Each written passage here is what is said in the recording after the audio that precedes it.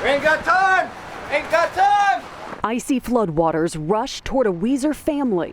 Gotta go! Very dramatic situation. 6 on Your Side, exclusively on scene, reporting live as the terrifying situation unfolds. Running with children in their arms.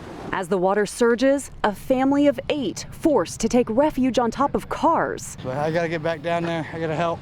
The dramatic rescue is tonight's big story.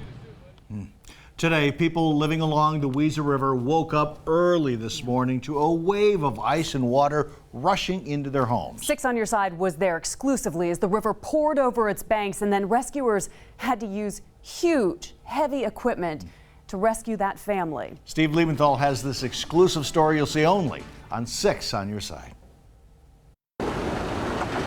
5:30 Friday morning, less than 2 hours after the Weather Service issues a flash flood warning, rushing water and ice are pummeling the Cove Road Bridge over the Weiser River.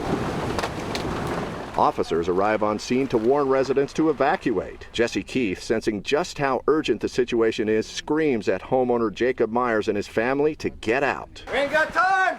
Ain't got time! Gotta go! While Myers tries to free his horses, the water, now over the banks of the river, rushes in, sending officers scrambling. One horse escapes, but the water rises too rapidly for the people to get out. Myers and his family are left stranded on the tops of cars. We got 8 people at the house there, which is basically my brother's house. Jacob Myers and his family, and then we got one on the other side of the bridge that didn't make it out. And they're all trapped in there. All trapped. Within minutes, dozens of rescuers from multiple agencies arrive. They attempt to reach the family in a fire truck, but the ice and water are too deep, and they can only shout a rescue plan to Myers. A neighbor arrives in a front-end loader with clearance high enough to reach the family waiting on the tops of cars.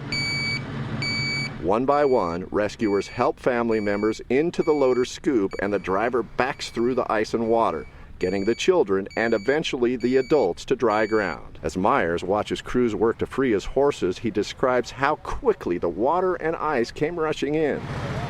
The sheriff beat on the door, said the water was rising. We had about less than 5 minutes to try to scramble to get my kids and everybody else in the house ready to go. By the time we got to the cars, I was waist deep in water and the cars started slamming into each other, and that was it. Workers are able to save 2 more horses before moving to other riverside properties where more animals and people may be trapped. Steve Liebenthal, 6 on Your Side.